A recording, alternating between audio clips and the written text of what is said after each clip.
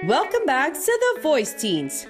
Sino naman kaya ang nag-alaga sa next teen artist na todo suporta sa kanyang pangarap?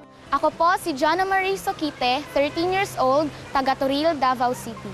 Natuto akong kumanta kasi tinuruan po ako ni Papa kasi si Papa po, yung trabaho niya po noon ay pagkanta. Nakitaan po ako ni Papa ng potensyal sa pagkanta. Tinrain niya po ako, 7 years old, and nagsimula po akong kumanta is 9 years old po ako.